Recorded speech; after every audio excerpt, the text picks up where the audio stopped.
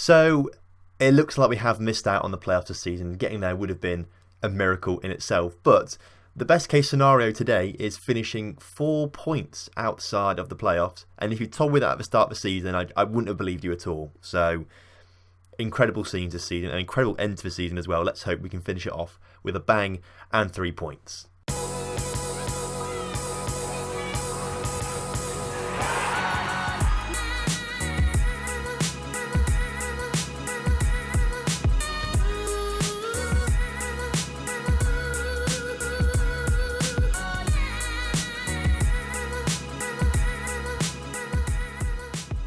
Hello and welcome back to the Lincoln Loco. Today, the final episode of Season 4, and we're at home to Newcastle. After that, we'll have a little look at the team, see what we're sort of planning to do over the summer transfer window and things like that. But seeing where we're finishing at the moment, as we currently sit in 9th still, the answer to that could not be much at all, really. So since you were last here, we'll go look at that quickly. Form not quite as hot as it was before you were last here. Last time you were here, Portsmouth and Birmingham with the 2 wins there, 1-0 and 3-1 there. After that, Brentford, who are currently in the I think they've got a playoff place now, maybe, or I can't. We'll look in a minute if they have or not. But either way, they're up there. A 1-1 draw there. They've scored late on there to equalise, so we could have got 3 points there, but a draw is probably a fair result. We then played at home to Sheffield United and got a disappointing 1-1 draw there. Disappointing the fact that Sheffield United are right down towards the bottom end of the table there. I feel like we should have done better that game, but considering the form we had up until that point, I can't really complain too much about it. We followed it up with a 2-0 win against Preston, who are bottom of the table. I think they're relegated now actually as well. Fletcher and Alare scoring both those goals there. And then last time out, a 2-1 loss to Reading in a quite even game. Reading also up there in the mix of play. I think they're like us, just missed out on it basically. Howe saved the penalty as well, so it could have been 3-1, but in the end, a 2-1 loss there is the first loss, or the second loss we've had in, nearly 20 games or so like that. So I can be complaining about this, can I?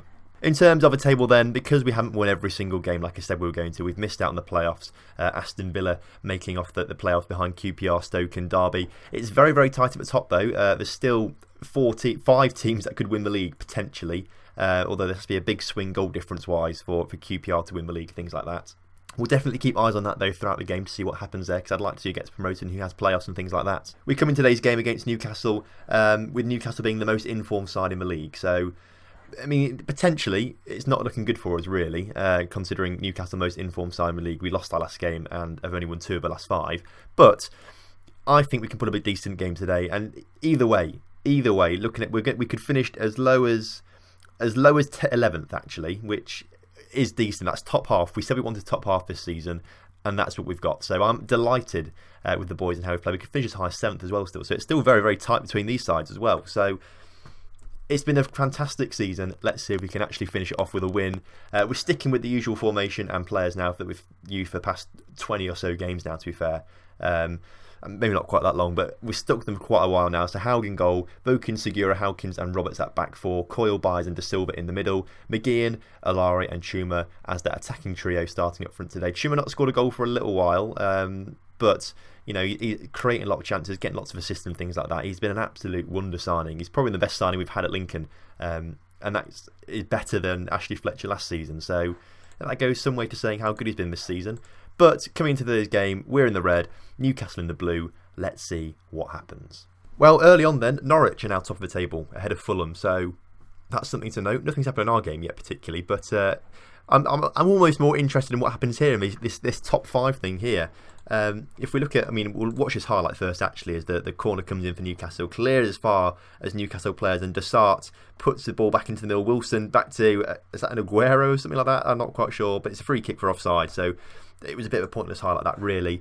Newcastle are actually playing Derby today, so that could decide something. Norwich are playing Derby today.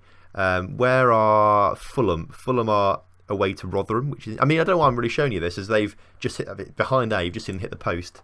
Newcastle did. QPR, Sheffield United just taken the lead against QPR, so it doesn't look like QPR are going to win the league, and then Aston Villa can't do anything. But where is Stoke? Stoke are at Reading, who beat us last time out. So pretty interesting stuff there. But the most interesting one, obviously, the Norwich Derby game. So we'll keep little tabs on that in case you're a fan of one of those sides and want to see your team get promoted to the Premier League or back to the Premier League. They've all been Premier League sides at some point, I think. In this game, though, we seem to be being dominated by Newcastle, and the domination has just resulted in a goal for them. So They've had a bit of a surge at the end of this season. It's dropped us down to 10th position right now, which is a little bit frustrating considering we were up as high as 7th for at least a little while before other teams play games and things like that.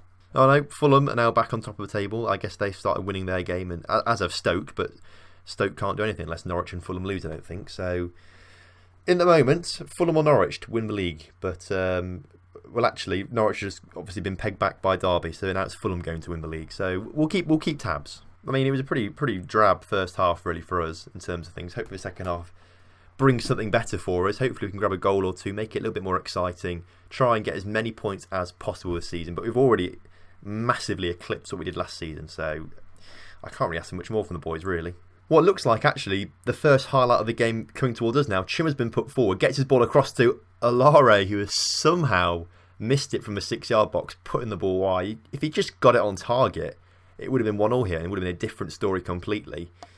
It's not happened though, has it? Come on, matey. You've been absolutely in inspired form in the past few weeks. You should have scored that. Another chance for us coming now as McGeehan makes his way forward, plays the ball out towards Roberts, who's got a deadly cross, puts it into De Silva. De Silva just puts it wide. We're creating some nice chances now. We're getting ourselves back into this game. The home crowd really cheering us on now today. A full 10,120. It's something we need to talk about as well. Do we start to talk about getting a new stadium? Because that would be quite nice. I think the board would say yes. However, I'd prefer to wait until we're more of an established Premier League side before we get a new stadium, because then we get a bigger one. If anything, actually, I'd just quite like a new investor to come in and just give me loads of money and build me a new stadium. But that doesn't look like it's going to happen, unfortunately, for us. Well, the game's coming to an end now, and I've not made any subs yet. I mean, I kind of forgot about that. If I want to win this game, I probably should have made them earlier on, but I was too busy thinking about a new stadium and how big I want it to be and things like that. But it doesn't matter. It's the last game of the season, and there's essentially nothing to play for other than pride and position. But I think as things stand, as they nearly make it 2-0, we're finishing 10th, which is incredible, really, considering where we were last season. A top 10 finish in the Championship is amazing. I think we can be really proud of ourselves this season. I mean, what a season it has been. What an absolute season. We were fairly, well, I say fairly mid-table for most of the season. We've been good enough in mid-table. It's just been this past 10, 15 games or so where we've really turned the style on and have been in the form of champions, essentially. If we can carry that form on to next season, for example, I'm saying playoffs must be a breeze, surely, if we can carry that form on to next season. We've lost today's game, but it doesn't matter too much because we have done extraordinarily well. And there we go. That is the final table. I'll get it on the other side for you because I'm currently hiding part of the table behind my head there, I think. If we look at the table in full here, go to stages, we can see that Fulham did win the league in the end on goal difference from Norwich, who also got promoted. Stoke, Derby, QPR, Aston Villa make it the playoffs. We finish a good 7 points behind them in the end, but that is still very, very good going. When you compare it to last season, if you go back a season, 19th place, 52 points. Season afterwards, 10th place, 73 points. 21 points better off than last season. If we do that again next season, that would have been good enough to win the league this year. So imagine if we get 94 points this season, 21 points in this season. Jeez, that would be amazing. So the board have set their initial budgets, which is what is good. We'll have to start talking about this now. 135k per week, which is a good 25k more than last season. And a transfer budget of 1.4 million, which is rubbish, really, if you think about it, compared to other teams around us. Bristol City also chasing a deal for Obi Alare, who's valued at 1.7 million and is on quite a bit of money per week.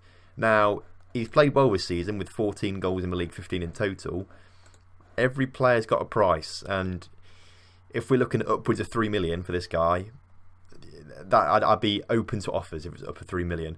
We will talk about the team now. If we go to the tactics, it's slightly easy to show you, I think, right now. Considering the form we've been in recently, I'm absolutely happy to keep Chuma and Alari up there because they've been playing brilliantly. I definitely want to sign Byers, De Silva and Coyle permanently. I'd love to get them in the side. Segura and Howkins, for the most part, have been very, very good. Haug, again, a goalkeeper I'd love to keep in the squad. And then that brings us to the positions that I've not talked about. We've had Bokins on loan, but I mean, quite frankly, I've not been impressed with him. I mean, he's been alright in the end if we look at his overall 6.8, but a lot of those games he's played have been poor, and a lot of them. Connor Roberts has been brilliant, to be fair. He's got, well, I say he's been brilliant. I swear he's got more than 3 assists this season, but if that's the case, then that is kind of poor, actually, and he's currently only 3-star, not going to get any better than that. So I'd quite like to sign better fullbacks over summer. That's probably going to be a priority of mine. And I'd also like to get in a better attacking midfielder. I know McGeehan's good, and I know Callum Camps is good. However, I'd quite like a player that could take us to the next level, slightly better than 3-star. I'd love that. So, for the most part, I'm happy with my starting 11. However, 4 of them are on loan, so that's an issue. And then 3 of them I'm sort of looking to replace at some point as well. Right, a few stats then. Let's look at the goals. Where have they come from this season? Quite obviously, they've come from Chummer. 23 goals and 11 assists. That is amazing. He's topped the goals and assist charts. Obiolare finishing up in second with 15 goals after 17 appearances. Fletcher, not quite as prolific as he was last season, but made a lot of starts from the bench, so he's not really had the opportunity to get some momentum going for him. But he's played well when he has played, and I have been happy with him. So, the top, my top 3 players this season probably will be Chuma number 1. And actually, if I'm being honest with you, maybe Obiolare number 2. Ashley Fletcher not in the top 3, unfortunately for him. Prince Harry takes the next spot. He's not played too much. The second half of the season, he's played barely anything. But when he did play, he was banging assists and things like that. So, Prince Harry is a player that I do like. But after the form we're in this season playing without wingers, I do feel like it's something we should move away from next season, maybe. Assist-wise, we know where they came from. Chummer, obviously. We've already spoken about Prince Harry and Alare getting 9 each. But Cameron McGee weighing in with 7, which is quite nice as well. George Byers, 5 from that playmaker role, which is quite nice considering he's meant to sit further back and deeper. I'm impressed with 4 as well from Coyle, considering he's a ball-winning midfielder in the centre defensive midfield. So he sits very far back, but it's nice to see him get a few assists and some goals as well, to be fair. And if we look at the average ratings, Obiolare is topping that out at number 1 there, but he's not played all the games, as have either of these players, to be fair. So I guess the best player this season has been George Byers in terms of average ratings, and he's a player that I'd love to get back in next season as well. I do think he's on the transfer list.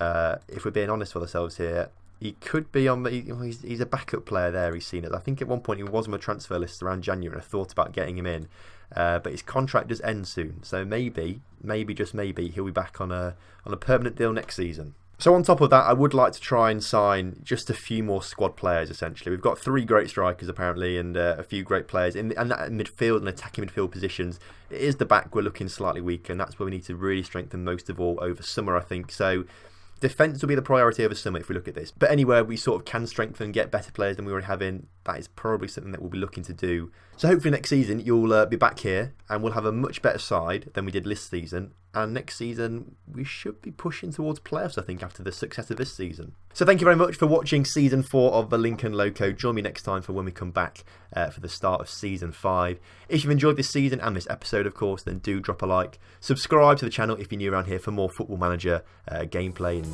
guides and experiments and things like that. And I will see you next time for more Lincoln City Loco.